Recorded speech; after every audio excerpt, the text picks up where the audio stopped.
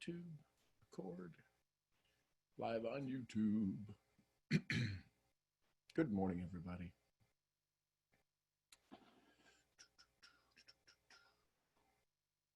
Where's it going to YouTube at? Which screen? Oh, here we go. Choose an account.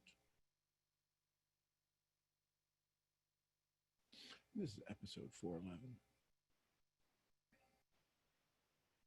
How'd everybody enjoy the breathing yesterday? So 411. Yes, I've been practicing. I practiced all night, and I practiced this morning when I woke up. I loved it. It's pretty amazing. It is. And yesterday on her, if you go to her, I think it's PRBA something, the website, I'll look for it while we're on here. She talked about releasing tension behind the knees through breathing. Oh, yeah. I need to go back and watch that. Yeah, it was good. I noticed the whole time I was playing cards last night with the family, I paid attention to my posture, and I noticed that when I had my legs like wrapped up and around the chair legs and stuff like that, that my back was tense. And when I would relax those and put my feet flat again and check in with my breathing, my pain was less. I'm like, okay, that's pretty neat. I like that. Yeah, pretty amazing. Awareness. Yeah. Did you play better at cards though? Oh yeah, I played great at cards. Are you kidding? But Dude, if I'm playing a your game, card I'm playing? winning. Are you kidding? Did that help you? Yeah, it Did the helped my breathing help card your playing. card playing? Heck yeah. All right. Heck yeah. This is interesting. Zoom and YouTube have a little conflict, I think, right now. I'll try it one more time, and then if it doesn't look like it's wanting to sync, we will just keep it on the record. It shows live on my screen, but I know it shows it here. It's setting it up. It's trying to go there, but there seems to be yesterday. There was, okay. We'll just let that sit over there, and we'll go forward from here. So good morning, everybody. It is Sunday, April 5th, 2020. I hope everybody is safe. I hope everybody is home, safe and sound. And before we get started, it being a good Sunday and all, today's, for some of us, it's Palm Sunday. For all of us, it's Palm Sunday, but for some of us that recognize it, it's Palm Sunday. Ron, do you want to start us off in a little prayer this morning?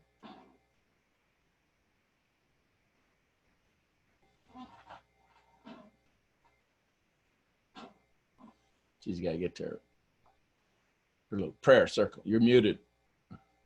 You are muted. let's try that again. Okay. Father, thank you so much for today.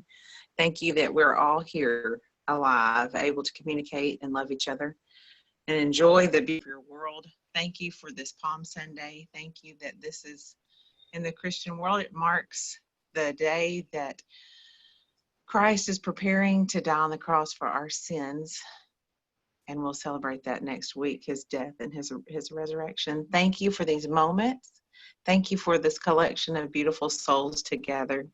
Thank you that we sit and listen as you speak into Sean. Allow him to get out of the way so he can speak more clearly to us, and condition our hearts so that we can hear exactly what you need it is to plant into our hearts, because out of the mouth the heart speaks. And Father, we want to speak your love and your joy and your peace and your kindness.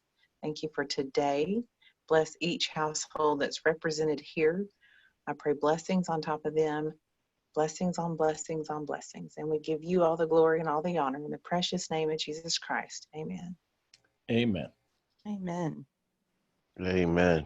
All righty. Manny, I see you got your hand up, brother.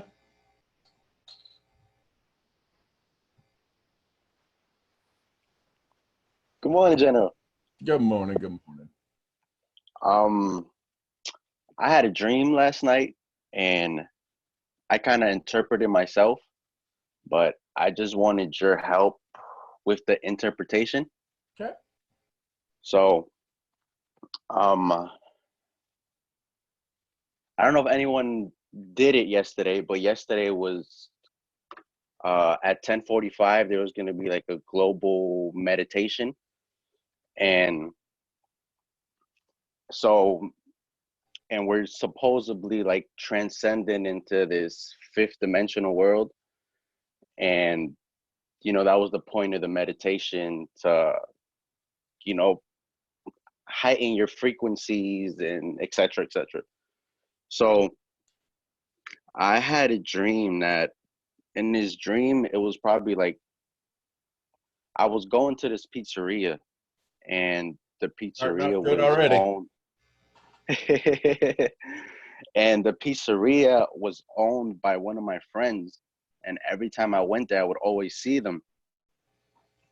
But a group of people that was also there was these group of kids that we had problems with in high school. We just had like this vendetta. Well, they had this like vendetta towards us, but whatever. And they were always there. And, it was like cordial when I saw them. And obviously when I saw my friends, it was haha and giggles and all of that. And then that last time I was there, I had parked my car really far. And I walk out, and that group of people, they left at the same time. And as I'm walking away, I'm just walking with the pizza box, and I felt myself get hit in the back with a belt. And then I looked back, and I'm like, what the hell? And the kid was like, what, you thought you were cool? We were cool or something? He's like, we're not cool. Like, we didn't forget anything and that. So it was like 5 of them. So I started running, and it was weird because it was like a campus. It had like that, it was surrounded by like that graded fence, like that big tall campus fence. Mhm. And whatever, I'm running, and I kind of get cornered in by that one kid who had hit me in the back with the belt. And he's like, you see, he's like, there's no way getting out of here. He's like, if you haven't noticed, you haven't been able to leave. He's like, the only way to leave is through me. I was like, nah, man. I'm like, stop. I'm like, I'm not trying to fight. I'm not trying to do anything. And he's like, no, he's like, there's only one way out of here. So when he said that, we started fighting, and I started choking him. And I started choking him basically to kill him in the dream. And as I started choking him, I felt his heartbeat through his throat, through my hand. I felt it.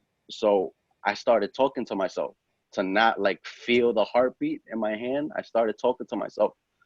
And so I killed him. But it was weird because I saw like his lifeline on an app, like when your phone battery is dying, it like, and it died. And when it died, like I jumped over the fence, and I started running. And then I just woke up. But when I woke up, it was kind of like, obviously I've never passed away and came back to life, but it was like the pump, like the resurrecting pumps, like, when you hold your breath for a long time and then go, and then you let go after. That's how my heart felt. Like it felt like that. And I was laying in bed probably like for 60 seconds. And when last time we spoke, well, not we spoke, but on the call, you said that when you wake up in the middle of the night like that something's calling you to wake up, to get out of bed. So I was tossing with the fact to not get up. And then my son woke up like 60 seconds later. So I'm like, no, like I have to wake up. Like, how did he just wake up like that? Like 60 seconds after, like we gave him a bottle, and like I put him to bed, and it was 5:15. So I went to the living room and I started journaling, and like the birds were chirping. It was so peaceful journaling because I heard the birds chirping in the back. But my interpretation of the dream was that, right, I did this meditation yesterday, and we're getting ready to go into this new frequency of an earth. My interpretation was that I killed my old story. I killed that old version of myself, that I killed, I guess, those group of people that I had problems with in the past. And then when I jumped the fence and I started running, I entered this new dimension. So that was my interpretation. I guess not share it, but I just wanted your help in seeing maybe what your thoughts maybe were on it. Oh, yeah. So going to the pizzeria, you went into an old story that fed you, right? And you left with the old story. That was the pizza box. You left with the old story. See, when you jumped the fence, you didn't say, I didn't hear that you had the pizza box. So yeah, sometimes you got to stand and face it. Even my daddy said, never corner a coward. They'll kill you on the way out. So yeah, you took care of an old story. I bet if you went back into on the other side of that fence, the story's still there, right? The illusion is that the story's gone. The story's still there because you were able to tell us about it. Yeah, you gotta decide. And that's, I think some of the questions that I'm going to ask here right now probably, add a little bit more thought provoking to that conversation that you had.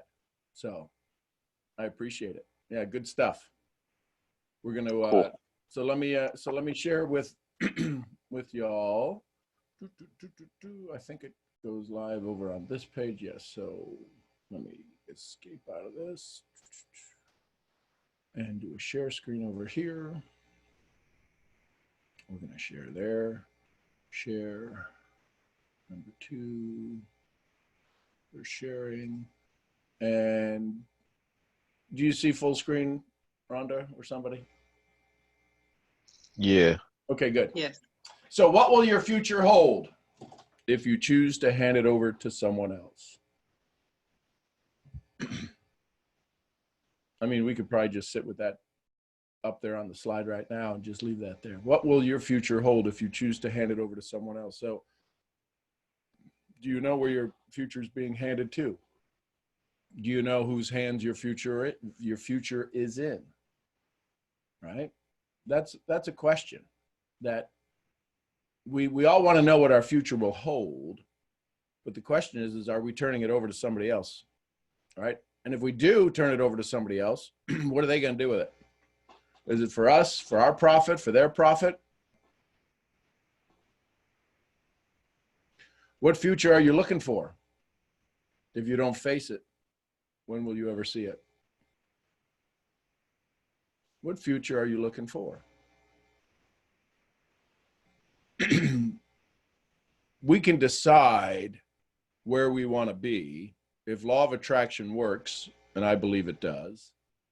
If prayer works, and I believe it does. If the subconscious works, and I believe it does.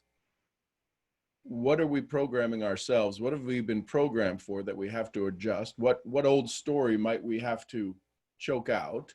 What old story is going to constantly be there? But yet we talked the other day about the frontier, being on the frontier, being out in the unknown, right? Imagine riding out west and you're going out west for the first time to take your stake and claim it. Every horse step forward, every wagon wheel around, you're venturing into a place you've never been before, the frontier. The frontier is messy. Well, I don't know too many people who walked into the frontier with their back facing the frontier and they're constantly looking at where they've been. If you're going into the frontier, if you're going to look at your future, you're going to have to face it. You're going to have to stand where you are, know where you're at, see where you're at, and then decide I'm either going to continue into the frontier or I'm going to go back to what I know. Forward in faith or back in fear. What belief do you have to give up because it can no longer explain the current results you're getting? Think about that for just a second. What belief, and this is scientific learning that I've kind of translated into personal development, but if you're putting chemical A into a beaker with chemical B, and you had a belief that it would turn into what you would call chemical C, but it's turning into chemical X, and you have no idea why it keeps turning into chemical X. It keeps turning into something you weren't predicting, you weren't planning for. What belief do you have to give up? Because you can't explain your results. If you're having success right now, what belief do you have to give up? Well, that I'm not successful. Well, then I lose my success. Then you can't hold on to the belief that you're successful. Because we keep tricking ourselves. If we were to treat ourselves as a chemical experiment, we would be looking at things a little bit different than rather than an emotional experiment. Right? What belief might you have to give up because it can't explain the results you're currently getting? Somebody mentioned the other day, and I heard it third hand, that somebody said, I didn't realize Sean was so spiritual. And the conversation came back, well, neither does he. So I kind of have to give up this belief that I'm not this spiritual. Yeah, no, I don't know the Bible. I don't know this. I don't know that. I don't understand this. I don't use that. I think there's some pretty cool phrases that I've remembered out of it that seem to fit into some personal development talks I do. Well, I got to lean that towards the other side of that now. For me, right? And so that changes some things. Once you give up a belief and start to believe the results you're getting, you're like, maybe I should pay a little more attention to that.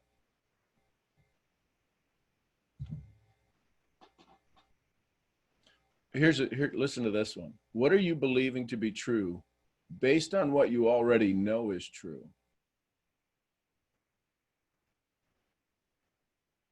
Hang on just a second. Hang on. It's a biggie. There's trees outside my house. I know that. I can see them. I'm believing there's a big root system. I believe that there's a root system that goes way down into the ground. But I believe that because I believe the tree was big. But the root system doesn't go way down in the ground. These trees search for water out front. That's why the roots come up out of the ground. That's why most people have, when trees are this old, they'll have flower beds around their trees because they can't cut the grass over the roots. So I believe that the bigger the tree, the deeper the roots. Not these particular trees. Their roots will stay to the surface if it gets some dry seasons. And some years back, we had some dry seasons. And the roots came up to the top, keep searching for water, closer to the water. So I had to give up the belief that the tree had a huge root system, deep root system. It's got a big root system, but which way it went, my belief was wrong. So what are you believing about you right now based upon what you think is true? I'm not good enough. Well, I can't sponsor anybody. I keep losing my money. I make it, I lose it. I have teams, they go away. I sponsor them. I got to re-sponsor them. Nobody wants to do what I want to do. Nobody wants to go to the trainings I want to go to. Nobody wants to pay attention to the trainings I have to offer. People go, but they don't do anything afterwards. What are you believing to be true based on what you already know is true? But if you investigate it, you're using a wrong measuring stick because of what you already believe.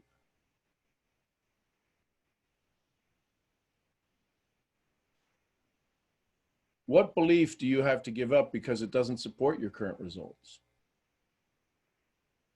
I'm a good presenter, but your conversion ratio is not so good. I'm a good trainer, but your team is failing to put the numbers on the board. I'm good at retention, but you have to keep replacing your team every 90 days. I'm a millionaire. It's how the brain looks to answer these questions. What belief do you have to give up? I am. Are you? That's the first thing that the brain's going to ask. I am. Are you? Because there's not enough conviction. There's not enough emotion tied to it. If I am statements worked with the efficacy that we're told that they work, why is everybody still struggling? Anybody can read an I am statement every day. A lot of people read I am statements every day. If they work the way that we're taught that they work, why is so many people falling short of their I am statement? Because they don't have the belief. There's not the emotion. There's a difference between reading something and really believing something. I am this. Then do you act like that? Do you dress like that? Do you walk like that? Do you talk like that?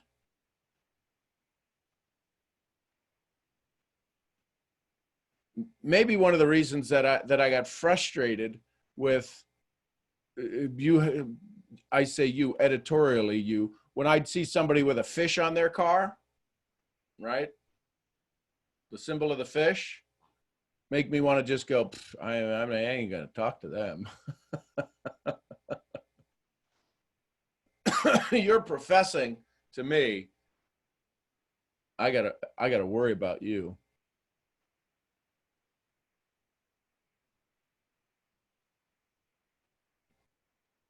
So when you say these things to yourself, when you tell other people these things, here's the other thing. How many of us believe that the vibration around us can influence us? And if we believe vibrations around us can influence us, right? Our personal reality makes up our personality. If we tell somebody, I am an X, I'm 8 feet tall. But you're not 8 feet tall, you're 6'3". Yeah, but I want to be 8 feet tall. I want to tell myself, well, you can't be. Okay, well, then I'm a millionaire. Oh, okay, well, we could believe that. Really? I know we're told to tell everybody our goals and tell everybody our dreams. And there's the other side of that is don't ever tell anybody anything. Write it down once and throw the paper away. Write it down once and throw the paper away. But why would I want to do that?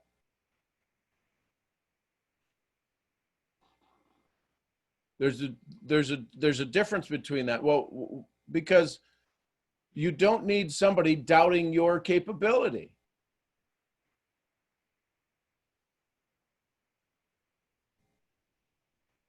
When it's time for you to get something done, you really don't have to ask permission. If you have to get somebody to the hospital, you're not announcing to the world, I got to get to the hospital. You call the people to come take you to the hospital, and that's it. And all too often in our life, we get to 911 situations. I'm broke, I'm out of money. What do? I'm going to lose the house. Funny how all of a sudden you don't lose a house, or you do, and maybe it was the best thing ever. But we have a tendency to keep holding on to these beliefs because we were told to write it down. We were told to put it in, to put it in a book. But we don't believe it. We don't believe it. If it doesn't stir you at your core when you say it, if it doesn't inspire you to the nth degree, if when somebody hears you say that, they don't absolutely say, I believe them. When you ask somebody to get started in your business and they say, and they don't get started, it's not that they don't believe you, it's maybe they don't believe you. Please. There we go. Is this making sense? Y'all getting this? Okay, good. So let me go over here. Let's put this over here. Let's see if this will show up over here. And back to share screen. And share. There we go. Okay, good. All right. Where are we at? What do you believe to be true? We just did that one. Okay.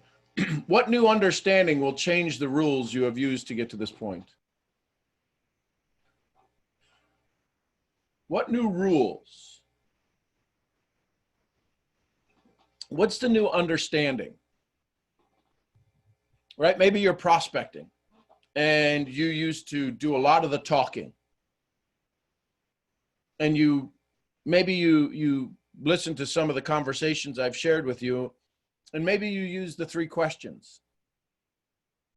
Maybe you use the 3 questions, and those 3 questions allowed you the opportunity to have a different conversation. You're like, wow, those worked well. And you use the 3 questions and you got a better result.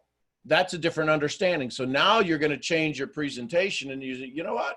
I'm going to start to use the rules, those 3 questions that Sean started to say. And so now that's a new understanding. So that changed the rules, the way you interact with people. When's the last time you updated your rules checklist? And the rules that I'm talking about are the ones that happen subconsciously. Have you changed your toothpaste lately? Did your toothpaste change because they were out of yours and you didn't want to go to another store with COVID-19 all around? You're like, let me just get it and get the hell out of here. Has your menu changed? Has your diet changed in the last 3 weeks because you're like, no, we're on a budget right now. We're on the this right now. We're on a that right now. Has the understanding of the environment changed your rules? Why is this important to understand? This is critical to understand because as we come out of this, and we will, as things go back to the new normal, because they'll not be the same, these fears that if you recognize them now, you will have an instant ability to build rapport with people, because nobody's going to forget this anytime soon.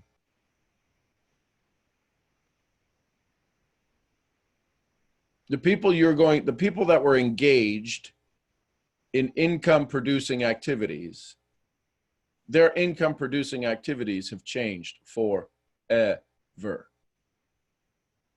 So they have adjusted their rules and not even aware they've adjusted their rules. They've done it out of survival as opposed to thriving. So this new understanding that you have, this new understanding they have, if you go back to what you used to pitch with, what you used to present with, what you used to probe with and prospect with, you're going to go through a 6-month cycle of trying to relearn how to connect with people as we come out of this. So when's the last time you updated your rules checklist? What are things you accept now that you didn't accept before? What are things you won't accept? If you have a baby, right? Or you had a baby years ago, people used to come up and they used to tickle their chin. They used to scratch their head. They used to do something, pinch their cheek. I'm guessing that rule has changed now. I'm guessing a lot of people wouldn't even attempt to do that now. They'd be likely to lose a limb if they got near them, if the mother, right, was between them and their child. You just don't even do that now. What used to be acceptable is no longer acceptable. And most people become aware of it. Here's the challenge. Most people become aware of social norms. Y'all ready for this? Very few become aware of economic norms. They had put their authority in something they had no authority over. I have my job. You don't have any control over your job.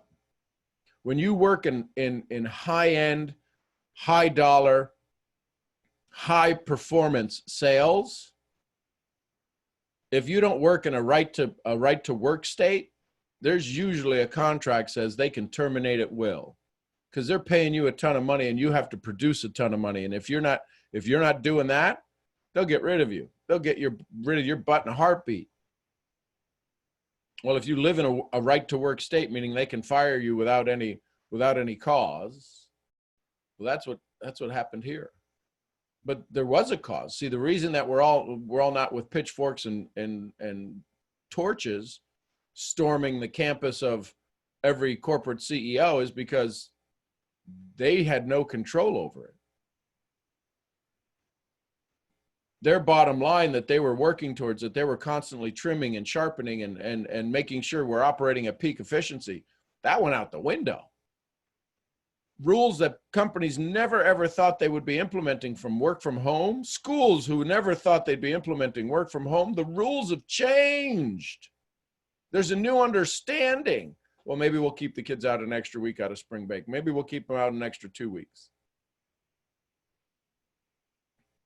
They probably won't even start back in August. But we don't want to think that. So what's changed in your business forever? What's changed in relationships forever? What's the new, right? If I used to teach, we make 105 decisions in the first 5 seconds we meet somebody, right? Who they are, what they are, how we think, what they're breathing, how they blink, all of this stuff. In the first 5 seconds, we make at least 105 decisions about that individual in the first 5 seconds. That's because we had to meet. What are the new rules you're going to be bucking up against before you even meet somebody now, before you even have a conversation with somebody now? There's probably going to be a conversation. Did you have it? I bet that'll work its way into the conversations. Did you have it? Because what I've heard, I don't know to be true. I haven't confirmed it, but once you have COVID-19, you can't get it again. It's like the measles. Your immune system does whatever. So guess what? Guess what? If you didn't get it, what's everybody going to be thinking now? I wonder if they're carrying it. Wouldn't you say the rules have changed?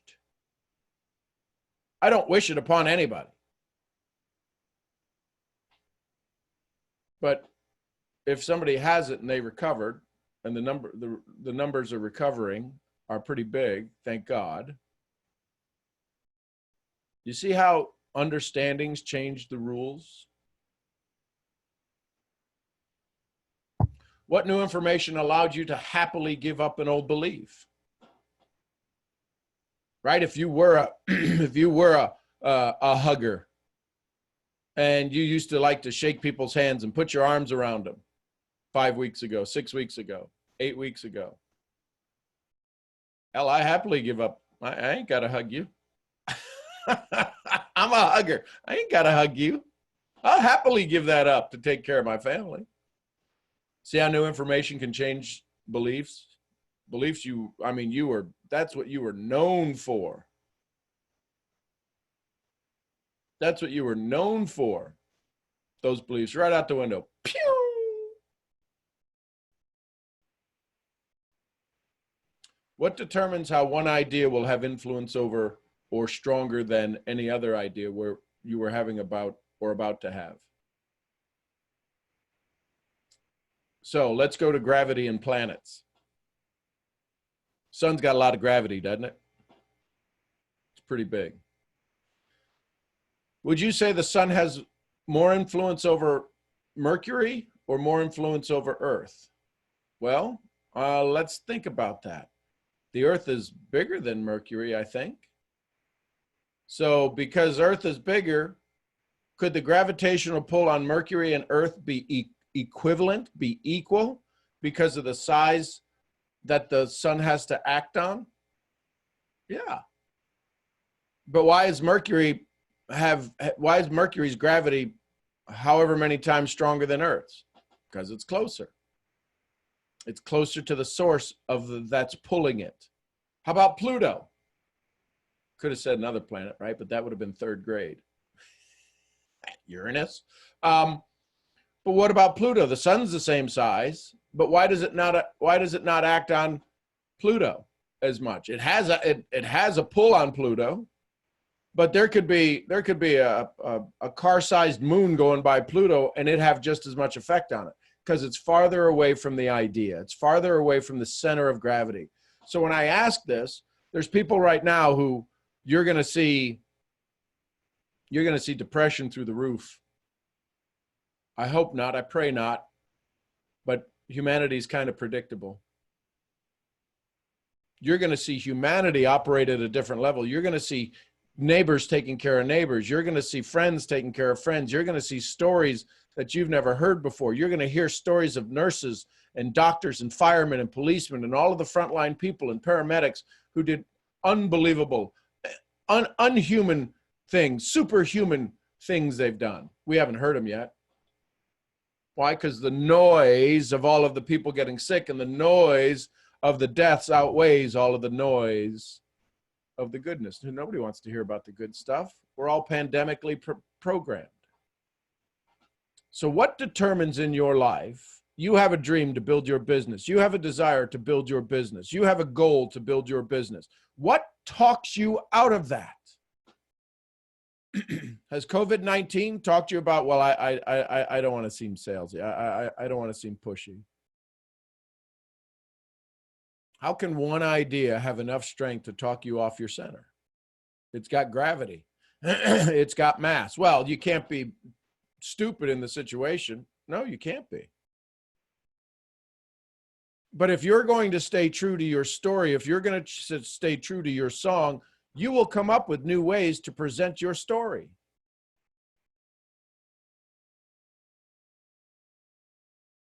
You were going to arrive on time somewhere. You were going to be early to an event. All of a sudden, you're in a traffic jam. Now that takes up your time and you start to get ticked off. It's changed your trajectory. You are now no longer going to be on time. Well, guess what? When you get there, you'll get there when? You'll get there now. Epictetus, what do you have control over? What do you not have control over? The best laid plans of mice and men. Man plans, God laughs. We have all of the antidotes to any stressful situation, but why do we choose not to use them? Are you a good person? Are you a good person if you're early? Are you a bad person if you're late? How many times do we have people who show up at our house to a party, they're late, and they try to tell us a story about why they're late, and you know they're all full of BS, belief system. You thought I was thinking something else. Sometimes I am. You thought they were all, and you know, there ain't a lick of truth come between those lips. But we all go, no, I know. Yeah, you're right. So that's about gravity of an idea. And so let me ask you this. Does the earth have any gravitational pull on the sun? Yeah. Does it affect the sun? Not really, but there's gravitational pull going both ways, right? So then the question is, which way would you get pulled, right? If we fire a rocket towards the sun, when the rocket's taken off from Earth, man, I don't care how big the sun is, it does very little to get that rocket out of our atmosphere, right? You launch an idea, I'm going to go do a business, I'm going to go on social media, I'm going to start to work in one business, not 10. I'm going to start to work in one genre of person. I'm going to speak to my Latin community. I'm going to speak to my Irish community. I'm going to stay focused in one path, not 10. My father-in-law used to say, you can't ride two horses with one ass. So gravity now takes this rocket. The rocket's going to go up. It's not going to go sideways. Sideways is a plane. We can fly planes pretty easy. It does take a lot of fuel to get it off the runway. But once we start using the laws of the universe with the way air flows and lift, the plane can do pretty good once it gets to altitude. But we take a rocket, we fire a rocket, right? SpaceX sends a rocket, they're going to send something to the space station. the sun's gravity isn't big enough to pull that rocket off of the earth. Thank goodness. Otherwise, we'd all be floating around. But you start sending that rocket towards the sun, at some point, right, like in the movies, the gravitational pull of the sun is too big. There's not enough energy in the rocket to keep it from getting pulled into the sun. What ideas do you have right now that are sitting there that you believe that you have total control over it, but you are being pulled, jerked out of your reality by the gravitational force of the new idea? Here's the question now. What direction are you being pulled by your ideas? Are you being pulled to the solutions and the new creative ideas, or are you being pulled back into the same, the unchange? Does unchange in your life have more pull than the new idea? Absolutely it does, because that's what you know, that's what you're aware of, that's what you've grown up with. I'm not good enough. I was abused as a child. I'm not saying that the abuse was justified or anything. Hear me. And yes, that scars you. I know. I grew up with it. But that was then. This is now. You have to operate in this moment. Don't ever forget that. You don't have to forget that, because that has steeled you to see things in people and in the world that nobody else could ever see. But maybe, just maybe, you need to be prepared to pay attention to now. How much of what you look through, do you look through those lenses? Does that idea keep you stuck? Does that idea, no matter how hard you run, it's no longer a rubber band that you're running with, it's a chain that you've got to break. Why do you think that we say you've got to break the chains of old patterns?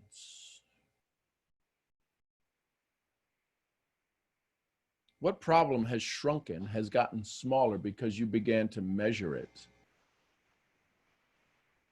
Or based upon what you started to compare it against? I'm not a good sponsor. All of a sudden you sponsor somebody. Hey, wait a minute, they joined and you're excited, they're excited. And then all of a sudden your excitement and their excitement and somebody else joins. Oh my gosh, somebody else joined my business. Oh my gosh, maybe I'm not a terrible prospector. Maybe I do deserve to have some income from a residual business. Maybe I am decent at network marketing. What problem in your life has shrunken? I can't lose weight. All of a sudden you lose weight. Well, I lost 2 pounds. Yeah, but 2 pounds, come on. It's 2 pounds. Why do we shrink? Why do we not expand that and explode it and have a party? You lost 2 pounds. I drank some water. Why do we not have a party? Because the old story says if we have a party, maybe you'll start doing it and taking care of yourself. And all of a sudden, the old story of I don't take care of myself, I should drink more water. You can't tell that story anymore. How much of your day is spent talking about the things you're not good at? I can tell you when you meet somebody, I listen well, and I'll pay attention at conventions where people are on the same team and people just left a room for an hour and a half or 2 hours of motivation, inspiration, collaboration, and they've come up with new ideas of how to take their business to the next level. You know what they talk about at lunch? Did you see the news this morning? Did you see where Trump said this? Did you see where so-and-so did this? Did you see where these people said that? Did you see where we did this, that, and the other? I'm like, you just spent 3 hours talking about the future and you leave and talk about the past? I find it fascinating. I have yet to sit down at a table, invite myself to a table, and hear people talking about the future at conventions. It's rare. It's rare. I sit down at the table. I get asked about the future because that's the persona that I carry around, I guess, is the goal guy, the story guy. What would you do? People usually ask people who are more successful than them, how do I move forward? Well, what if we tell you, now what? What if we tell you how to move forward? Now what? How much time is spent still taught? Well, yeah, but see, the challenge is that, yes, it is true that the 3%ers teach you from their 3% perspective.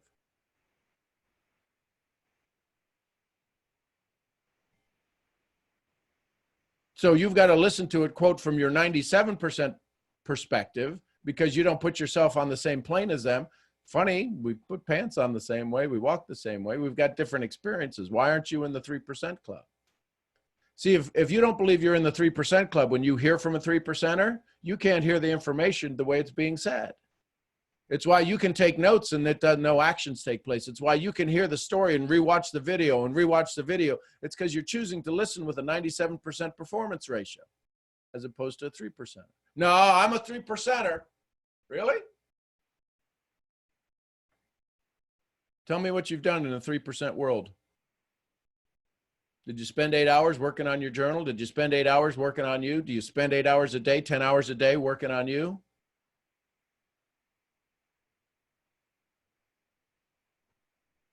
That's what 3%ers do.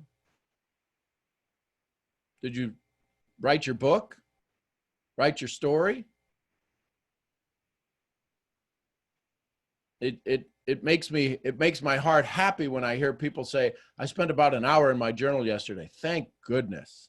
Did you spend an hour in it the day before? No, I forgot to. Okay. How about the day before that? No, I forgot. And how about the day before that though? No. How about tomorrow? Yeah, I plan on tomorrow. Ask them, did you? No. Okay.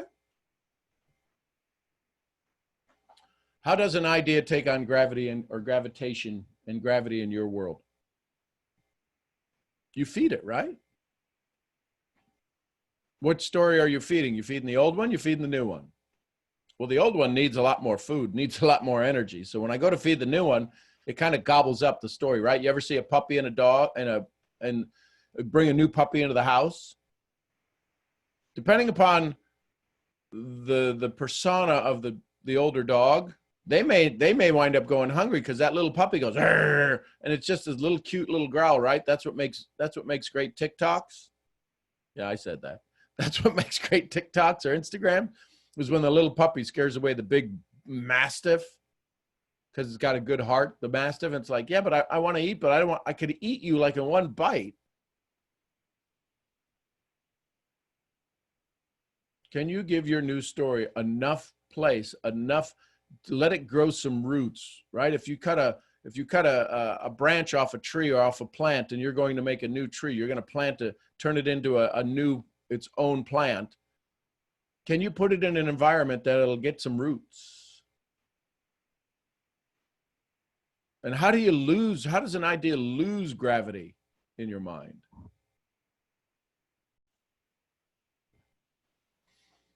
How have you been using your bias? That's probably not spelt right. I don't think that's spelt right. Your bias of measure for your life, or your basis to measure your life. In what way is it keeping you small? In what way has it been holding you back? In what way was making you in a way that was making you so much less? Whose measuring tape are you using? I still giggle when I typed in the 411th show. I giggle. Why? Because I'd have never done the 411 shows. This is the 411th time that I've sat on this Zoom. There's no way I'd ever think would do that number. Not a chance. So what measuring tape are you using? You know why I'm at 411? Because I decided, well, 410, I may as well not quit now. I'm only doing one more show. I'll do the 11th show and we'll see how it goes. All right, I'll do the 12th show. Something will come up in my journaling or in my reading or in my sharpening the saw, knocking the old rust off. Ooh, I guess, okay, I got enough for 412. I'll do one more show. I'll do one more show. Like an alcoholic, one day at a time. Any drug addict, one day at a time.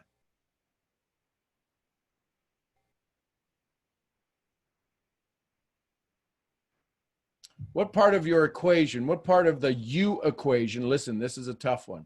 What part of the U equation are you forgetting to put back into the formula? Think about this. Who's good at multiplication? And who's not good? I'll bet the one who's not good will get the answer to this quicker than the one who's good. Watch this. Y'all listen to this. 8 times 10 times 4 times 3 times 6 times 10 times 0. What's the answer?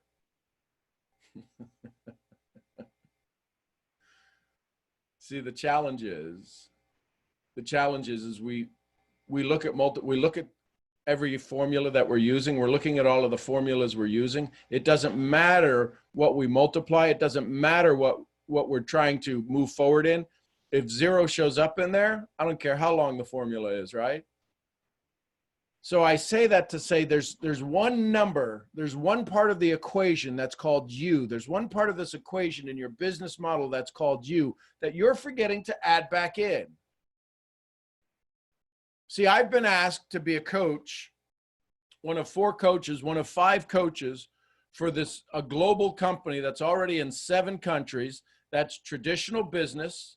That's linking business entrepreneur to business entrepreneur in the business world, to allow them to sink in time and space, to find somebody who's a lot more like them than not like them to do business with. And I've been asked to be one of the coaches to help people tell that story that already has, again, it's on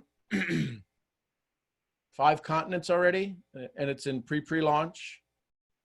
It's a technology. And I'm like, there's no way I even belong in this.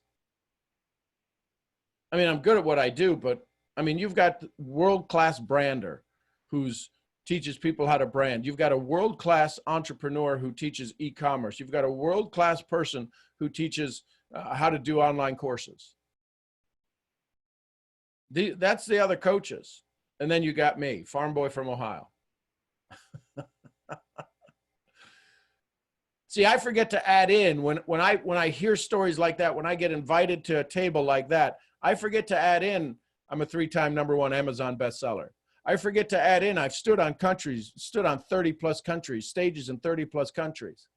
I forget to add in, I've been translated into over 40 languages. I forget to add in that my trainings over the last 20 years have helped companies achieve pretty much, from the trainings and the concepts and the ideas that I helped to implement, over $2 billion in sales. See, I forget that.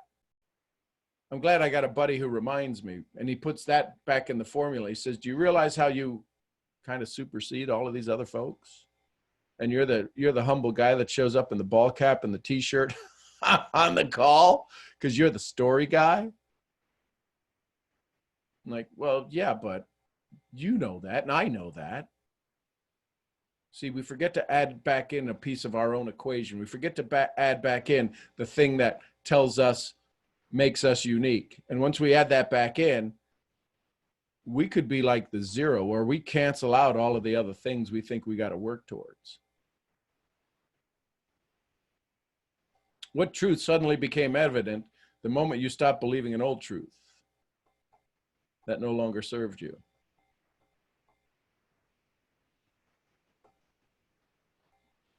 See, when I share with somebody, well, I've stood on stage in 30 countries. I've been translated into over 40 languages. I have a global experience of dealing with human nature in a way most people don't.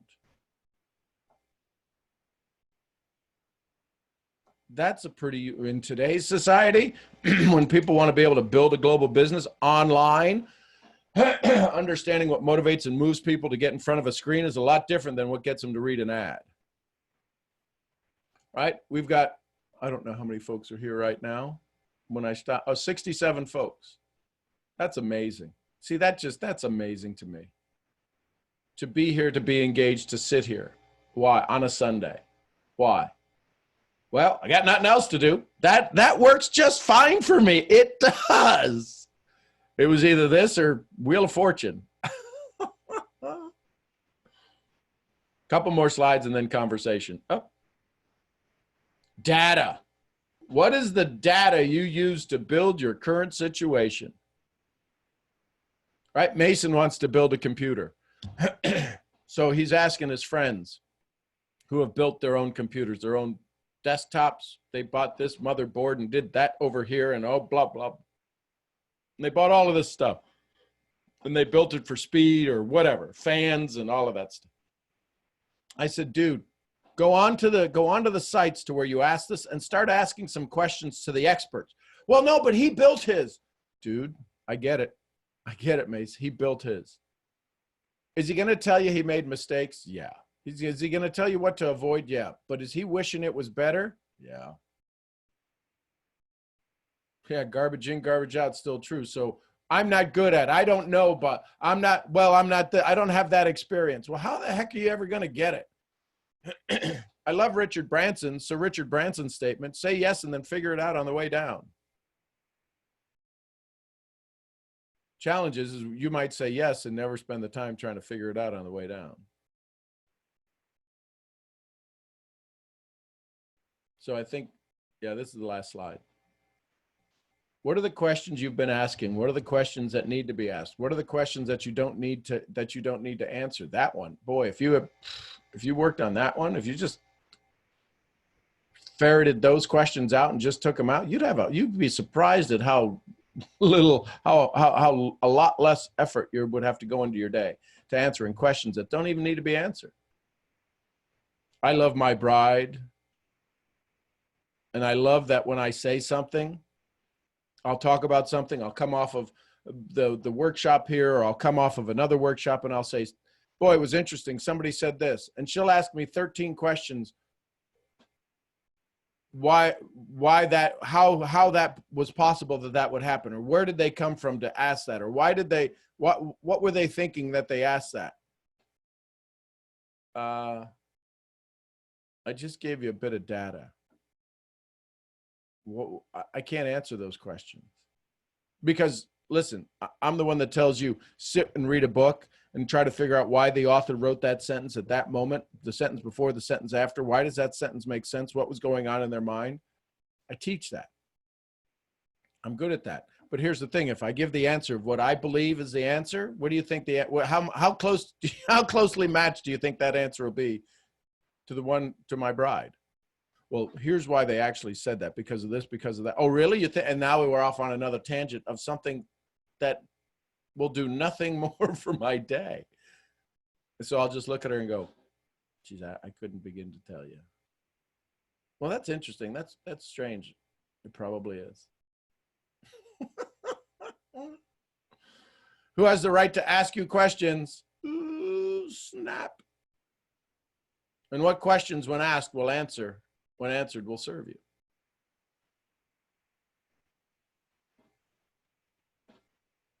Oh, one more slide. I forgot to show you this one. Thank you. Ooh, thank you. All right. Was that worth an hour of your day this morning? Of course. Yes, Sean. Hey, Stacy. Good morning. Questions, comments, thoughts. Go ahead and raise your hand if you got questions. Review. RBP. Hey, good morning. Good morning. Give your hand. Got lots of good notes over here. There's a couple things that stuck out to me that I asked myself, do I accept different thoughts now for rules or for boundaries? And am I even looking for new rules? And in what areas am I looking for new rules? What areas do I need to look for new rules? And what are the markers that point towards needing new rules? So that was curious to me. If you have blind spots and you don't know you have blind spots,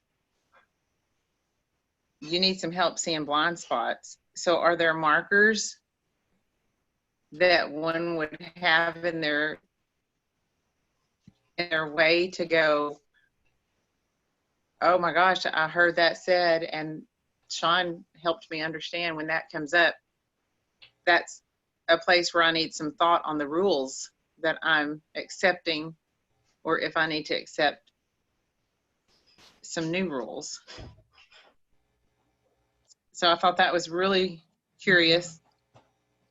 And what rules do those in my life appear to have in common with others in my life that have either empowered me or pulled me back into my old story? So then how do you, my thought goes into kind of how do you see those rules in someone else? And that goes into your, how you say, you hear what they're not saying. And if those rules that they're living by pull me into my old story, how do I keep that from happening? And how do I continue with people in my life that might have old rules, or people in my life that are coming in my life with new rules? How does that look? What does that look like? Does that make sense? Yeah. So if personal reality, Dr. Joe Dispenza says, personal reality makes up your personality, or your personality makes up your personal reality. It depends which has more gravity, right? I could have had a fight. I could have had an argument, a knockout, drag out fight, a screaming match in my living room yesterday. What are the chances are that you walk back into the living room that you might be triggered to have those same emotions, same feelings? Right? There's a particular part on your way to work when you used to go to work, drive to work, that there was traffic. And you could start to see the taillights start to show up, and you start to automatically go, ugh, it's happening. That's a rule you've set for yourself. But what happens? How many of us have ever been trying to do something in the car, hoping we get a red light so that we could fill our coffee cup, or we could right? We could eat a bite of our sandwich, or we could send the text that we need to do because it's critical. All I need is a red light. And by goodness, you don't get the red light.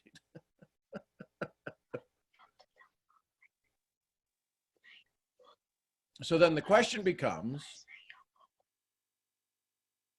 how much of our outside influence are we letting guide our inside determination?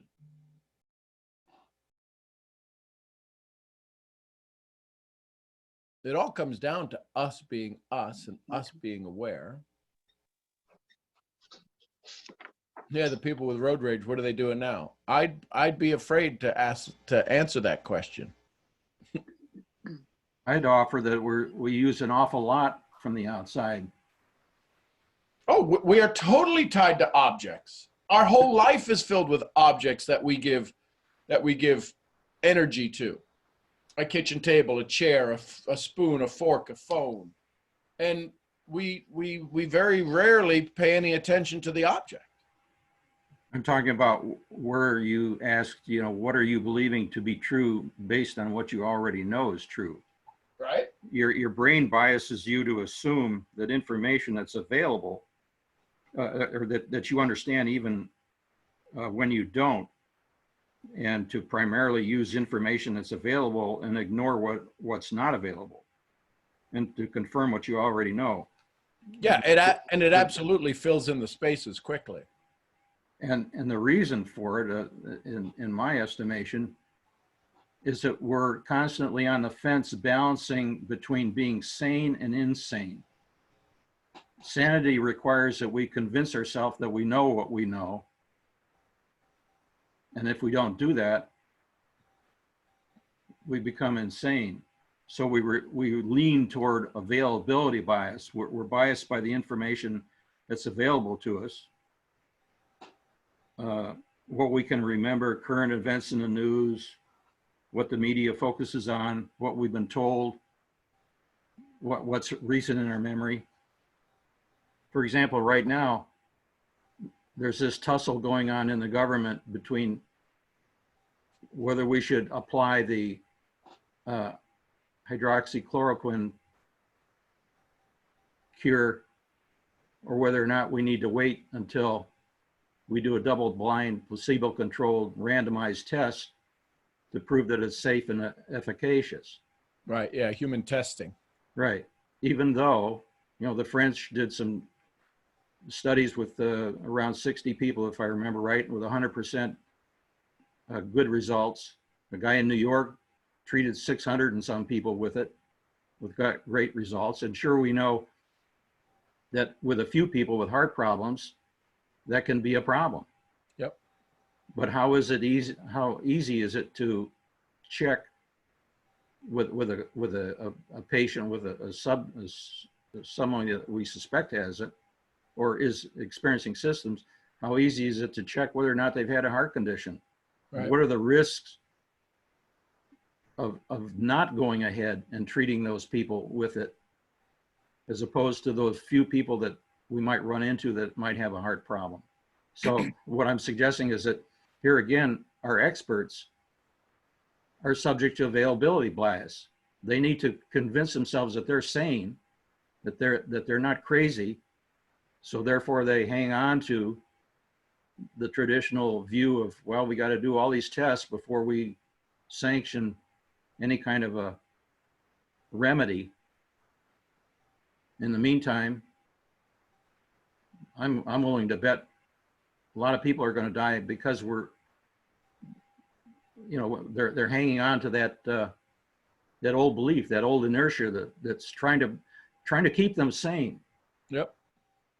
Yeah, because what if we make a mistake? So we're that's a perfect example of frontier. We're at a frontier. Things are messy in the frontier, right? Or we go back to the plane, and the plane is we got to do the double blind, or the frontier is, you know what?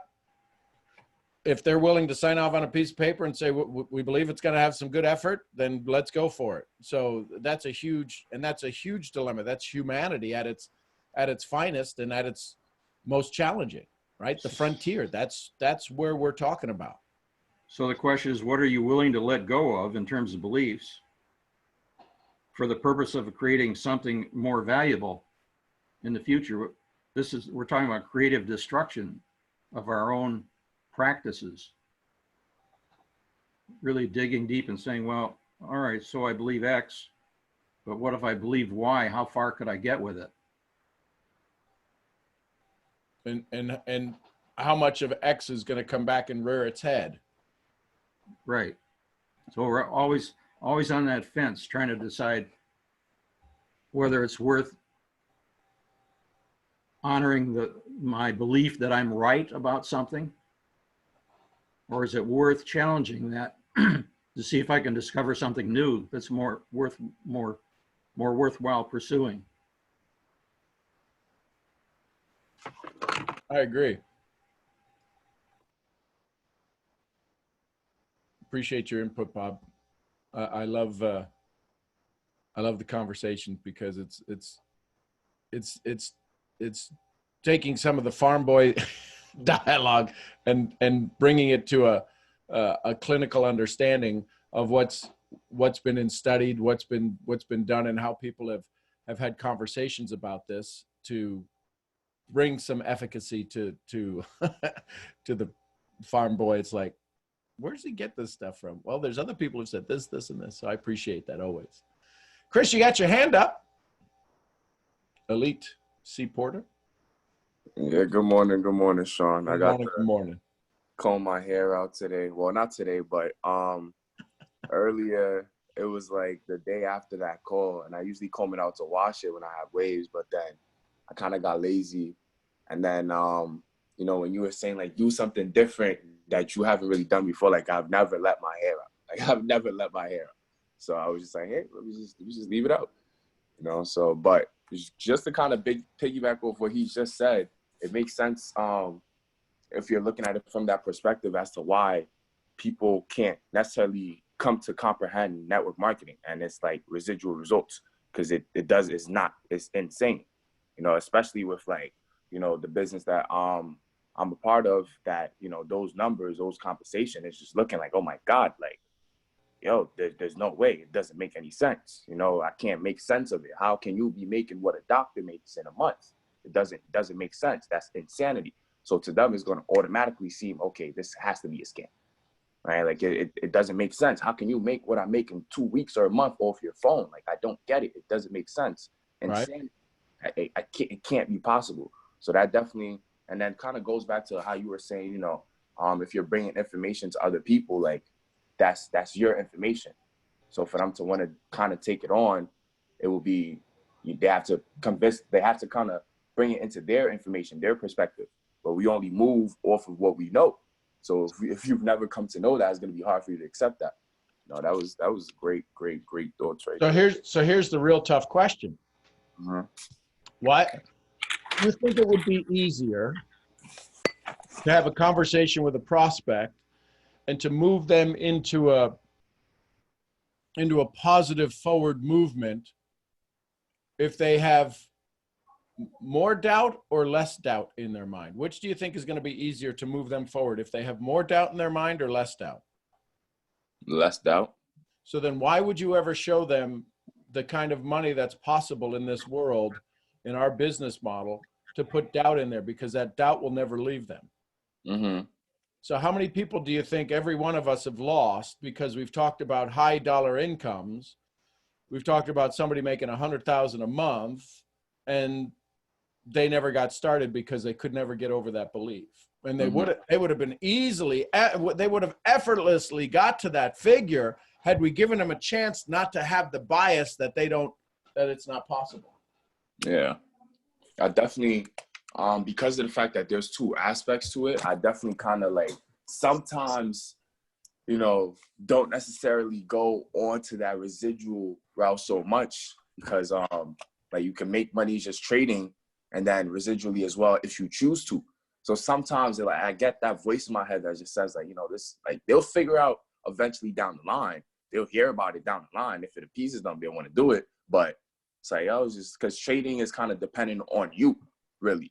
As much resources you could have, if you don't apply what you're learning, it's not gonna matter. It's not gonna mean anything. Nobody's gonna put the trades in for you on your phone. Nobody's gonna apply the little skills on your phone for you to be able to have that result. So that's kind of dependent on you. But now, when it comes to residual, you can have so much help and so many people that you can leverage and this, that, and the third. So that's definitely true. Sometimes where it just comes to my head like, they don't even need to know about that right now. It's just gonna be like, oh my God, 100K, like 500K, like that's crazy, So. So Yeah, what sports did you play in school? Oh my God, Sean, what makes you ask that question? I spoke that one thing on the sport. Oh, this guy's good. What sports did you play in school? Oh man, I played soccer, basketball, and I ran track. Did you go out for swimming? I can't necessarily, but I'm not the best swimmer because I can't trend. That's okay. I get that. So, but why didn't you learn how to? Why didn't you go to the classes to where you could be trained? Never have to get in the pool, but be trained how to swim. I actually was. I was in for gym. We had swimming and to learn how to swim. So I really wanted to learn that, but it wasn't like full on sessions. I was only able to do what I fully could when I get that. You have like the black belt. But when's the last time you went to a swim training class? Quite some time. Yeah. So why wouldn't you want to go back? Because it's not of an interest to you. I mean, I would. I'm just limited, but I definitely would. Well, why haven't you? I'm limited. What's limited? Nothing's limited if it's something you want to do. That's true. Yeah. I have other priorities that I guess. Exactly. So then why would I ever sit down to talk to you about joining a swim team?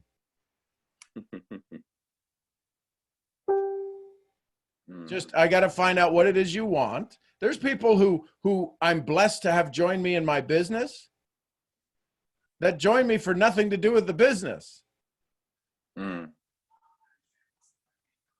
Because they get to do what they want to do. They get to show up at events. They get to take their subscribe and save shipments, and they're exactly happy doing that.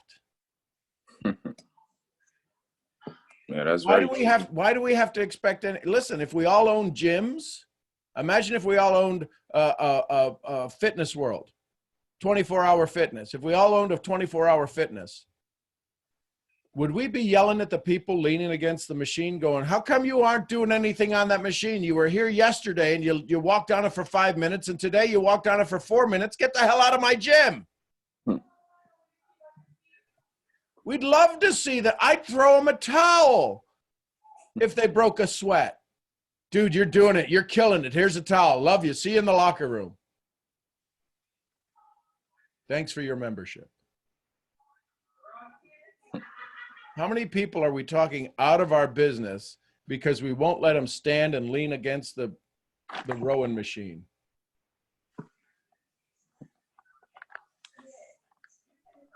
Understand what our job description is. Help people have fun. Help people do more of what they want and less of what they don't. Be responsible to them, not for them.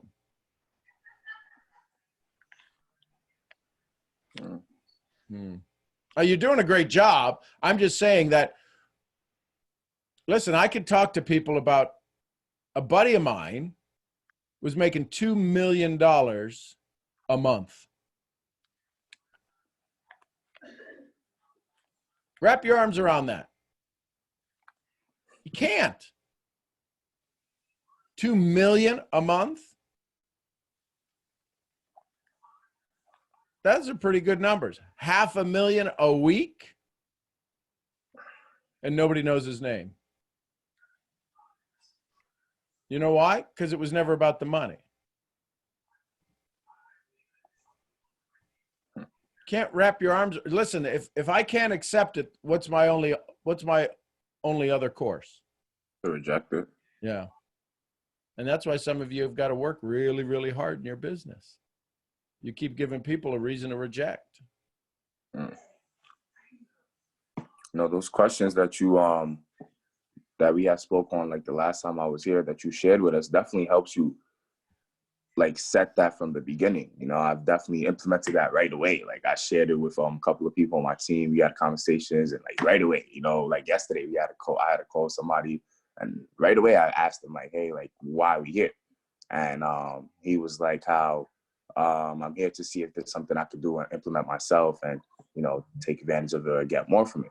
I was like, okay, so are you looking for a reason to do so? Or like, I was like, granted the information is good, what are you going to do with it? And then he's like, all right, I'll take it on to see it for myself. I'm like, okay, so are you looking for a reason to do so or an excuse not to? And, you know, he was like, yeah, you know, I'm just looking to get the information and know how to move forward. So then I hit him with the 3 questions. I was like, all right, so I don't know what your situation is, but do I have permission to help you? So yeah, of course. And I was like, okay, because this is new and foreign and you've never seen this before, like, do you understand that it can make you uncomfortable? And he's like, yeah. Okay. I was like, all right, so can I help you take you out that uncomfortable spot? You know, the way, but you know, the way you worded that, it was just so foreign to like to have somebody speak to him, probably like that of his age and whatnot. So I was like, all right. And then we, you know, started getting on the conversation, and then it was a 3-way call. And then by the time I was ending it, but now that I think about it, around the time that he just was nowhere to be found on the conversation was when I got to the residual aspect. Now that I think about it, because I was like kind of finishing that residual aspect. And I think I heard the click too. I got to pinpoint when he was going. But afterwards, you know, I'm done. I'm like, hey, like, do you have any questions? Anything for me to talk about? And yeah, he was nowhere to be found. So now that I think about it, that may have just been too much for him to even grasp, too much for him to even accept. So it's very, very true. Very true. Man. Another,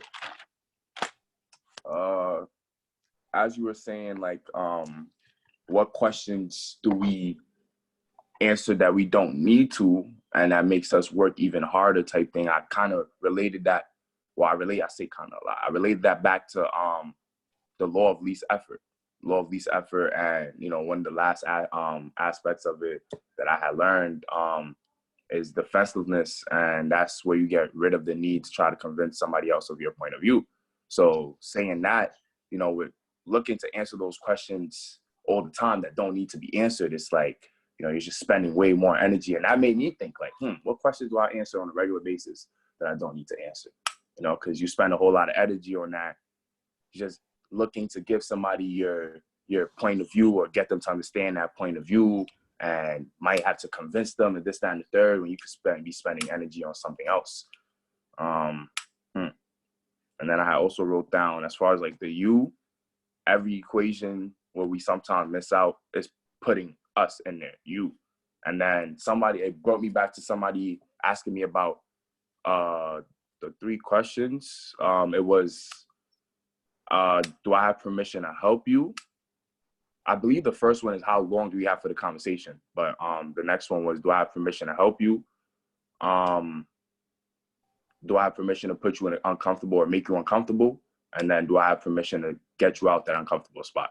But he had told me that he was looking to get started with somebody else within the team, within like the business overall, and they're kind of new, and their mentor is Jason Stone, you know, and that person was like, I guess, you know, edifying Jason Stone, whatever the case may be. So he was asking me like, what do you guys have that, you know, that will make me want to come onto your team, da da da. And I was just like, honestly, like, great Jason. I didn't even really know who Jason Stone was. The day after I seen that Christy Stone was going to be on Mornings with Neno, but I was like, well, you know, that's great that they have Jason Stone or whatever the case may be. And I have great mentors as well who are doing whatever, but I can't tell you, at the end of the day, it's about me. It's about what I'm going to do. So that's great. Like if you were to go with Jason Stone, whatever, that's beautiful. But I know what I do over here. So if you want to talk about that, we can talk. And, you know, we had a great conversation afterwards too. We spoke about it, but, you know, I still haven't heard back from him or whatever the case may be. Probably started on that side.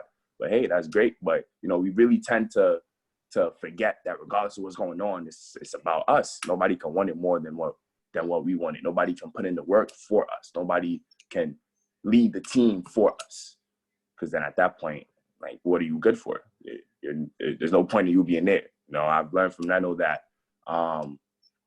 like, the level at which you're irreplaceable, and I think Eric Thomas says this on his podcast too, the level at which you're irreplaceable kind of will determine, like, how much you're needed at your position. Like, I don't even know, but nobody can replace you, Sean.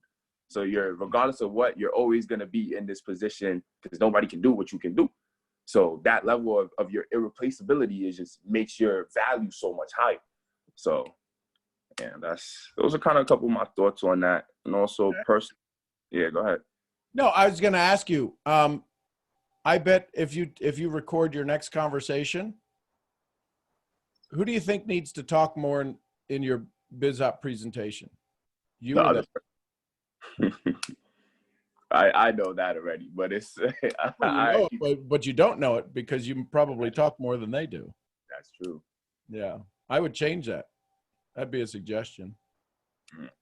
And also you could, in being of service to your prospects or clients, you could always ask, is there anything else I can help you with that would help you make up your mind?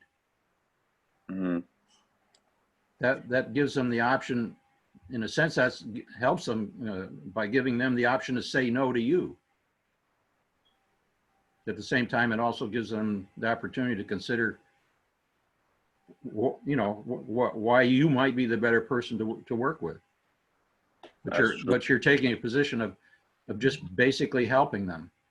If you start out to help enough people get what they want, you'll eventually get what they want, according to Zig Ziglar. Mm-hmm. Is there anything else I can help you with? Yeah, I feel like that question will spur out a lot of questions that they already have. That question will be hard for you to ask. You know why? I mean, is there anything else I can help you with?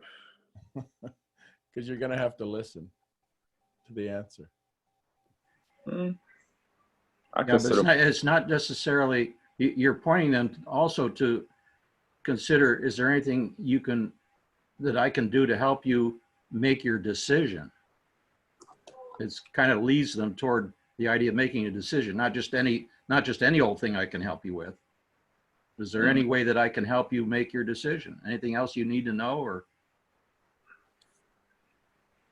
that's true, because I've come to see that even after, you know, you may have given them information and stuff like that, like there's so many other questions that spur about outside of that or outside of what you may have spoke of.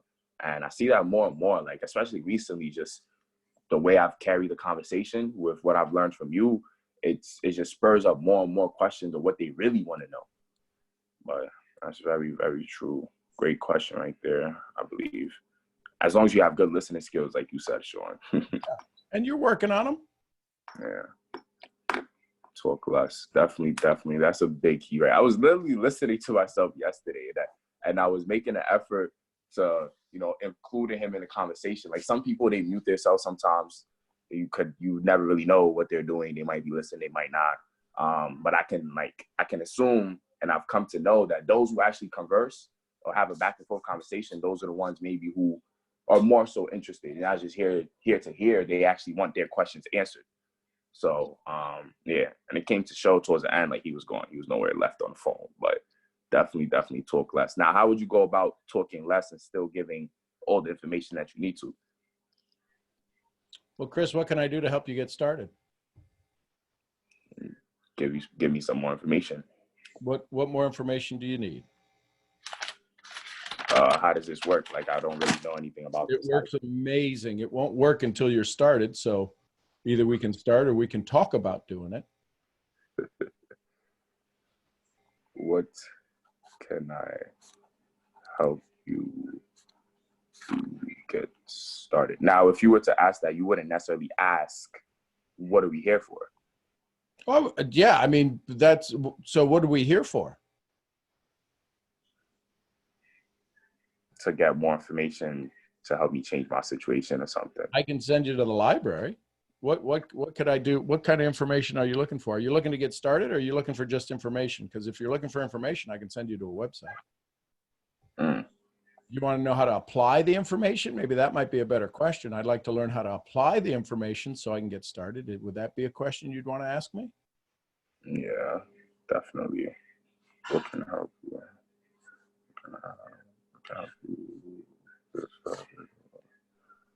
You said, are you here for information or are you here to get started?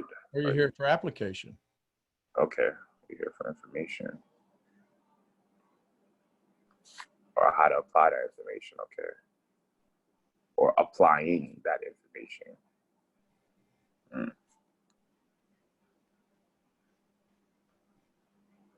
Great. It's really great too that you live record this and put these up, because I definitely went back to watch it. And I had like a couple of people on my team watch this to just get better understanding of like human science. And I did it with her on the call, and I was pointing her back to it, like, hey, this is what I was doing, video and this, that, and the third.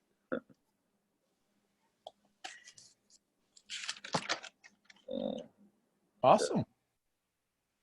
That's about all I got for today, though. Thank you, Sean. Appreciate Perfect. you. Thanks, man. Hi, Sean. Hello, Delia. How are you? Good, my dear. I love what you're doing, coaching us. God bless you. As far as that is the question that you just posed, what are you here for? How can I help you? That's a biggie one. So here's the thing, everybody. If somebody shows up to an event, if somebody shows up to a one-on-one, a Zoom, hey, listen, remind me why we're here. Because if you remind them why they're here, then you've set the stage, versus as you don't know if they just had an argument, if the dog crapped on the floor, if they just got 3 calls about bills they're late with. Do you think your hello and smile is going to get them centered? So you've got to ask them, hey, do me a favor, remind me why we sat here. Now, I will give Chris the fact that he asked the questions, but if you listen to the words that got put in there, can I put you in an uncomfortable spot? Can I make you uncomfortable? When just the essence of every single word that I say has to have a tone and has to have a frequency that when it comes out, it triggers the mind to do what it's supposed to do. So using a word like, can I put you in an uncomfortable spot? You've lost it. You may as well go home and come back another day for the game, because you've just triggered their amygdala, and you've got 35 minutes now before that amygdala shuts down long enough for them to be able to hear anything. Yes. So You have to make them feel good, right? just those little things. So I asked the question. So tell me why, do me a favor. Remind me why we're here. I know why I'm here, but why did you show up? I'd love to hear why you agreed to have this conversation. Okay. And can we go one step Sure. back? Yep. That is after they have seen a Zoom or a video or any type of presentation. I usually ask it before they take the next action. So Right. if they responded back to something on social media and they go, well, can you send me a link? I'd love to send you a link. Why am I sending you a link? You always question the motive. I always question it with love and caring, because otherwise they're not. See, if we look at sales in the essence of what it is, there's point A. Mm-hmm. Point B is where they make a decision, right? So point A is they're making a decision to take action. Point B is where they got to take action. And most people can't remember at point B why they said yes at point A. Because Exactly. nobody's going to make the decision at point B based upon your reason why you told them to do it, right? We all turn into 4-year-olds. Well, I'm not doing it because mommy told me I got to do it. But I'll clean my room on my own if I can do it on my own, and then I'll get accolades. So I'll ask them, listen, I'm going to send you the video. Remind me why you're going to watch the video. Well, you said there's some good information in it. I know, but what are you looking for? Well, I want to look at this. You're going to love about 4 minutes and 18 seconds into the video. You're going to love it. That's why you got to know your stuff as well, because whatever they're about to ask, what the reason they're going to look for it, you've got to remind them in the video they're actually going to find the answer in the video. They're going to find the answer on a Zoom. Some of you have been invited to this call. Some of you may be new on this call. Somebody said, you need to get here. This guy, when he talks, you're going to hear him. You're going to hear him grill people. You're going to hear him give people success. You're going to hear him point out new things to them. And you're going to hear things a way we've never been taught before. Oh, hell, I'll be on that call. And then you hear me speak and you go, yeah, you're right. He did it. But that's how you sell this call. You're going to hear something you've never heard before. So how are you selling your presentation? How are you selling the corporate event, the corporate call, the team call, the BizOp presentation? Listen, it's 20 minutes. 20 minutes in and out. You're going to hear a couple of stories. You're going to hear a couple of things. But if you're using the event to teach, you're missing out on the event. The event is the process, right? When somebody says, well, why should I go? Why do I need to watch the video? Do you plan on building a business? Because if you plan on just being a customer, you don't need to watch the video. Well, no, I want to build the business. Then this is the tools we use. So watch the video, see how simple it is, see how easy it is, see how easy it is to invite people to that, because we want to let that tell the story so we don't have to. Oh, now I get it. But all too often, we're trying to do the presentation as if it's a presentation. What happens if your presentation turns into a training? You don't have to be smart. In a presentation, you got to be smart, but if it's a training, you got to make sure they get it.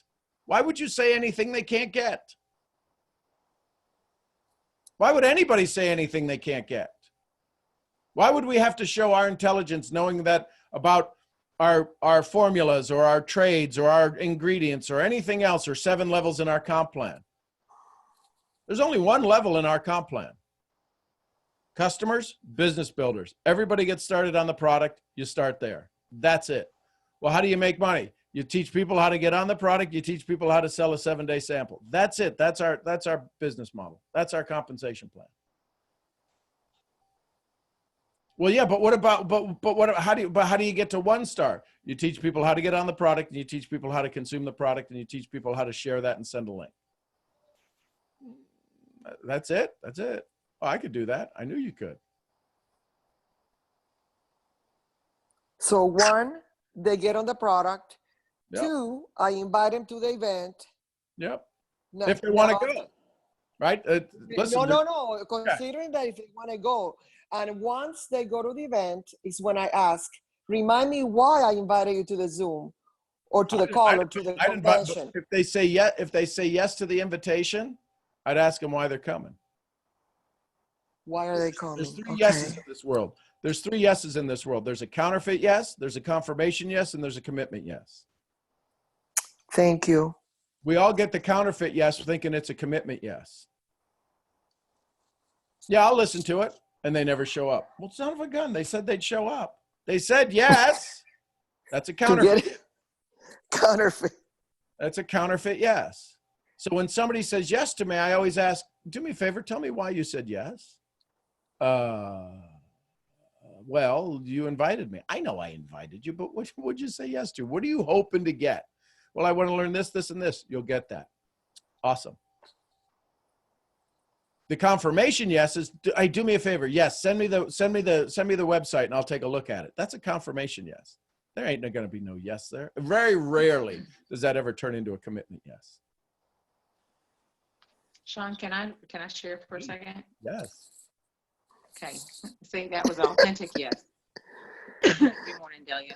So Good this is what has been working for me lately is I've had a lot of people reach out to me, and in order to find out who's willing to give me an authentic yes, I give them things to do before I release too much energy over, are they really a counterfeit yes or an authentic yes? So if they call or text or whatever, and they say, you know, you're doing this, what are you doing? Tell you what, I'm going to send you something.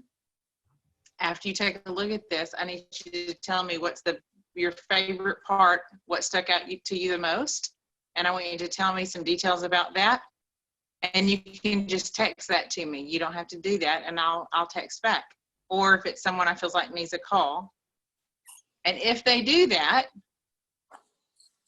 I'll give them something else to do. And I usually do that about 3 times. And if they decide, like I had a person the other day, and after the 3rd time, they had answered my questions with details, it warranted a phone call. Because they gave me a authentic yes 3 times. For me, that's just what I was doing. And I was able to have a conversation, and that person got themselves started after I did a 3-way call. And I had to do very little work because I let them lead themselves. And I didn't have to worry about, am I asking all the right Sean Murphy questions? Am I asking it the way Sean Murphy asked it? I don't want to be Sean Murphy. I want to be Rhonda, but I want to utilize his wisdom. And so I let people think for themselves and walk themselves through it, and I cheer them on. What are the 3 things you give them to do? I said, I don't know. It could be various things. One, someone messaged me with a particular question, and they needed an answer. And I said, I'll tell you what, you answer that question the way you think you would answer it and send it back to me. They never sent me the answer. So what kind of yes do you think that was? Counterfeit. That's a counterfeit yes. I loved them, encouraged them, and then I moved forward with the next call or the next communication.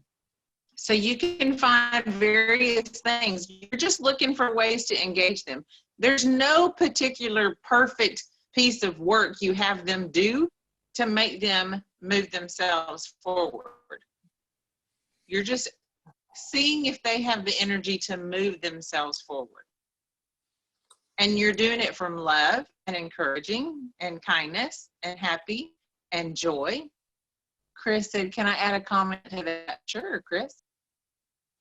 Yeah, so yesterday I kind of I did the same thing, like without even realizing it as you were saying it. So anybody who would ask me, well, for me, I more so reach out to them. So once I reached out and they would like to get more information, I sent them like a 7-minute video that they could literally watch that kind of breaks it down, but quick 7-minute video. And I've seen that many people didn't even watch the video. So I'll be like, hey, watch the video and let me know what you think. So then that allows you to, and I've been telling certain people this too, that allows you to kind of cut off that energy that you're already going to use to even give them that information. Because everything I'm going to tell you is in the video already. You know, so many people might have not even watched the video, but now that you say those three things, it really allows you to go even more in depth to see how qualified they are. And it really it really worked out great. I didn't even realize I was doing that. I was just exposing them to the opportunity multiple times, but I didn't even realize how, you know, I was just giving them tasks to really do so. And yeah, somebody I had asked her to watch the video. Then you know, she was like, oh yeah, it was all great until, you know, he spoke on the price, da da da. Then I kind of quickly spoke on the phone with them, and it was like, all right, so this is why that is for, so, and why you may spend this on other things, whatever the case may be. Just brief for her to understand what that was for. Now after that, I got her on a webinar, and then she asked me for another webinar. And then when she asked me for another webinar, I got her on that too. And then, you know, after we're done with the conversation, with some kind of like mind stewing questions. And yeah, I used some of the wisdom from Sean. And, you know, from there, she was asking me like, hey, so how do I get started? So definitely great gems right there as far as the counterfeits, confirmation, and commitment, yes. And I've come to realize that you never really get a commitment yes. I hardly really ever get a commitment yes. It's usually counterfeit until they really, until you qualify them, I would say. But yeah.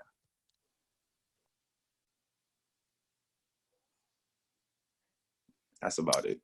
Awesome. Can you hear me? Chris? Now I can. And now Okay, my signal's going in and out really bad. Yep. That was great. Signal okay? Yes. So I Okay, realize so, I Chris- realize what I Yeah, it keeps going in and out.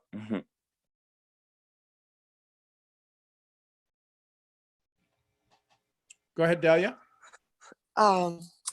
so now I see how I have left all this money on the table. Because I look at the counterfeit yes, and if my intuition tells me that it's not genuine, mentally I know not to pursue it.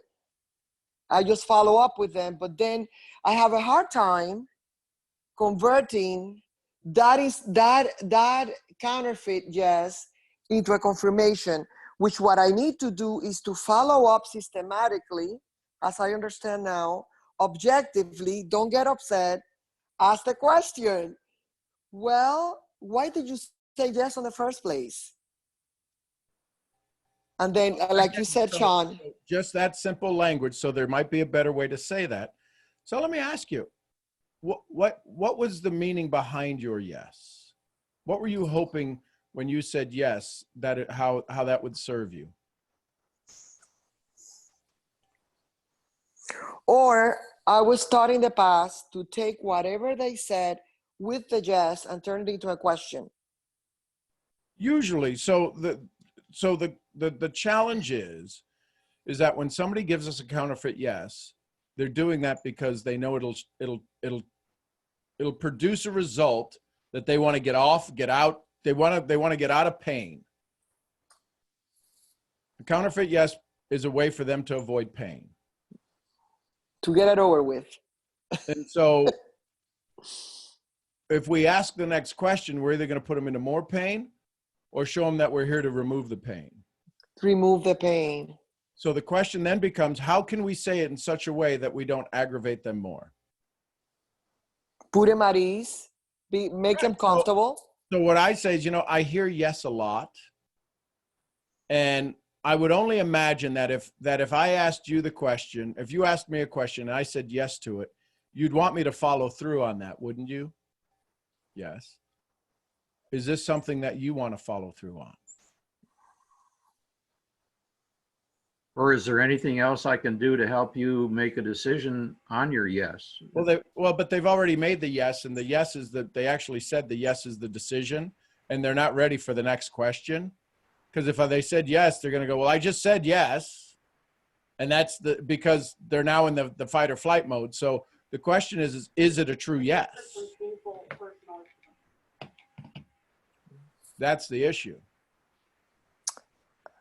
So and listen, the first time you do it, it'll probably just absolutely go because it's with the essence with which we say it. It's the canter with which we say it. It's the tone with which we say it. I love yeses. Yeses are awesome.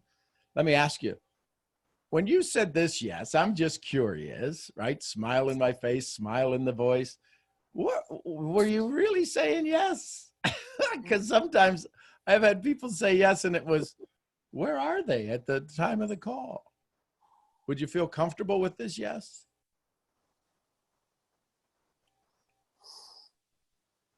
That's all. And it just comes from practice, practice, practice. Now, when you say that, going back to that question, can I make you uncomfortable? I wanted to say this too. And you said that kind of, you know, what it might put in their brain and they don't have too much time to last. Do you not kind of avoid that or take that pain out by offering help? Do I have permission to help you out of that uncomfortable zone or a comfortable spot? Okay. Can I say something about that? Sure. Can I say something? Let me tell you, what is your name? Chris. What is his name? Chris. Chris, my name is Delia, and I've studied the law of attraction for over 15 years. I'm not perfect, but here's what I know. Anytime you put the word not in a sentence, our subconscious minds hear the sentence without the not. So if I say, I am not fat, what I'm really hearing is, I'm fat. So when you're saying, I don't want to make you uncomfortable, the person that you're talking to hears, you are making me uncomfortable. That's why Sean is telling you to use a more loving, putting at ease, like the way that you would talk to a baby. That's all I have to say.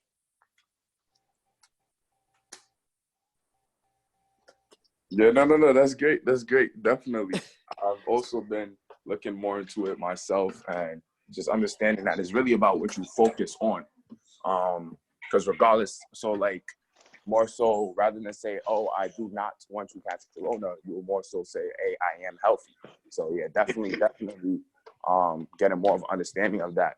But just like just the fact on, hey, good morning, just the fact on if I was just kind of wondering, because he has said that if with the type of mind state that you will put somebody in when you tell them that you're going to make them, or they would possibly become uncomfortable with this information.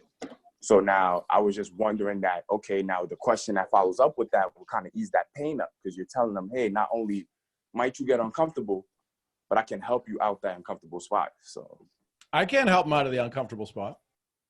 so you can't, oh, well, do I have permission to help you out the uncomfortable spot? Yeah. Okay. So if you listen back to this, it seems like we really want to make it hard. There's been a lot of conversation. There's been an hour and a half, 48 minutes of There's been almost an hour of conversation about making it harder. Sean, can I say something? Like I'm going to stop you. You could. Because what I keep noticing throughout all of this is the energy behind it. You can use exactly the same words with a different energy and you get a different result. And the other day when I was a total hot mess and you got on the phone with me, you asked me, you wanted to know exactly how bad it was. And so I, on a scale. Yep. And B, you asked me for permission to help me do something about it. And I think the reason it was such a powerful conversation was that you really empowered me. You didn't dictate, from above or fix me. You asked the questions that opened me and listened to my answer instead of getting impatient. I have a tendency to in my head finish somebody's thought. And even if I'm right, if I do that, I'm not listening. And energetically, if I'm not truly in that space of loving service, it comes through. I know it does. So, I used to be able to sell a $20,000 product easier than I could sell a $100 product. I didn't know why, but I think that the difference was because there was so much at stake, I listened better. Yes. Yep. The value. Wow. Listen, if the phrase "who you are" speaks so loud, I don't need to hear what you're saying. Everybody knows how to fix their current problem. The challenge is once they fix the current problem, they don't know what to do next. That's what I sit and wait for. How can we get to that point to where it's like, okay, now I have 360 degrees of vision. Where do I go now? Now I can help you. But if I can't, if I keep trying to direct you while you're still in your situation, it becomes, I mean, we can do it. We can get there. We can fix it. We can put Band-Aids on it, but it's never going to solve the situation as soon as the phone hangs up. Because I didn't touch their heart. Well, you might have touched their heart. You probably did. The way you communicate, Delia, you touch people's hearts. The challenge is that they weren't ready for their heart to be touched, maybe, possibly. Yeah, I either get the ones, I know that I have to work on this because I either get customers that sign on their own because they see the video. Yep. But when I talk, I really put my foot in my mouth. My daddy would say, "We buy the sale back." I do. I do because, I mean, I lose them. I guess I put so much power. I Yep. need to care less and listen more. So one of the things when you have your kind of energy, you say, listen, I'm kind of high energy, so I need you to help me. If I start to push your energy, if I start to push your over the top level, your meter on you, Mr. or Mrs. Customer, I want you to say the word orange. That's our safe word. And I would say that with customers, but once I literally would say it when I was doing trainings, when I was coaching people. Uh-huh. The first session we would have, I go, what's our safe word? They go, what do you mean, what's our safe word? I said, you're asking me to mentor you, to push you to levels that you've not been before, to see success you've not reached before, and you're going to have to do things you've never done before. But I want to know that the second that I push you to a point to where you become uncomfortable, we come up with a safe word. Orange. And so now and I would ask them, do you know how to say that word, right? Yep, good. So will you say it if you ever get there? Because you don't have to tell me you're upset and I don't have to know you're upset. We just know orange means we got to stop and go back. Yep, we're good. And Take a deep breath. Once we establish that, I've never had anybody use it. But I can tell you, before I used that as a method, I was having people skedaddle left and right and go into the witness protection program. Nobody could find them. Hey, Sean. Yes, Dana, go Yeah, ahead. yeah, I do have something to say, but I want to point out Michael's had his hand raised for quite a while now, so I don't know if he's still on there and has a question, but I just want to. I will. that out. Yep. Thanks. Michael, go ahead. Thank you, Dana. I appreciate that. Sean, I just had two quick questions, and it's not quite related to what we were talking about right now, but I did love the conversation we had because I honestly got a ton of value from your guys, like what you guys were talking about with everything. I felt like a lot of people got helped out on this call. And I actually had a question going back to the slides earlier. I was wondering, when you go through those slides where you ask us questions, how do we take notes on that? How do we take notes on that? Because what I would do is I would write down the same question that you had on the slides earlier, and then I try to answer it in writing. And I was wondering if there was any unique tips that you have for note taking with this stuff and what you would suggest for this, so that like it's like we get the answers ourselves. Well, you got it. So ask the question. Imagine the question was being asked to you, but imagine you ask the question to yourself, or imagine you ask the question to somebody that's like you. What would you expect their answer to be? Right? Where does your brain go? When you hear that question asked of you, where does your brain instantly go? Does it go into a defense, looking for all of the information in your past to defend the question? Does it sit under a tree and wait for the apple to fall and you go, oh, gravity, wow, okay. Can you sit in silence and ask the question? So where I got these questions from, how these questions came up, was listening to a scientific conversation, if you could only imagine that. I listened to one of the world's premier scientists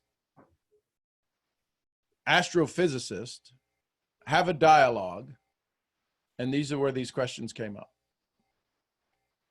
So they are literally far out questions, but they require introspection. And they're questions I ask myself. I wanted to ask myself. So when you see, what are you believing to be true based on what you already know to be true? What do you already know that's true? And what are you believing that's true in your business, right? I'm always looking, how do I translate this back to network marketing? So you're either good or you're not good. You either prospect regularly or you don't. You either invite people to events or you don't. You either do three-way calls or you don't, right? If you look at income producing activities in our business, what are you believing to be true about your capabilities? Based on what you already know is true. Well, I'm not good at prospecting. So then you probably don't bring people to events. So I'm not good at bringing people to events. Why? Based on what, why is that valid? On what truth are you basing that on? Well, I don't like to talk to people. Okay, so can we change that? What do we need to now know that's true? I'm good at talking to people. I make people very comfortable when I talk to them. Good. So if you do that, can you talk to more people? Yes. So now you've changed a belief that you know to be true, that I am good at talking to people. Doesn't it make what you want to believe, that I can prospect well, doesn't it make that easier for you to do that? Awesome. Awesome. So do you think I should, so I wrote all the questions down that you have. You think I should just go over this later and just like really just take like, I'd watch the video again. Well, I wouldn't watch all 2 hours of it, but I'd watch the first part of it. Because now that you wrote it down, it's in your subconscious, you may hear the questions differently to come up with a different answer. all right, that sounds good. How many times did you have to practice the ABC? Can you say the ABCs backwards? I believe so. Could you do it quick? No, not No, quick. It'll be why slow. not? Why not? Because I haven't practiced. That's where you're at right now. So I would go back and watch it again, and I'd listen to it again. I go back and watch it again, and I listen to it again. Just the part where I went through the questions. You don't need to listen to the rest of the stuff. Just listen to the part where I went through the questions, because you will now hear the questions in a different way. Awesome, awesome, awesome. I got it. I got it. Hey, I got to tell you one thing. So you said, this is what I'm going to do from now on. You said that we basically just have to study 2 books, and that's Think and Grow Rich and The Science of Getting Rich. Is that, so say like, I wanted to ask you something about The Science of Getting Rich. And it was like, when you're reading, it's like, what provokes the author to write a sentence after the one that he just wrote? Mm-hmm. What do you ask yourself when you read it through a page? Is that like after you read a paragraph, you'll be like, why did he write this after that? And then do you ask yourself any other questions? Well, sometimes I can't get out of a sentence, let alone a paragraph.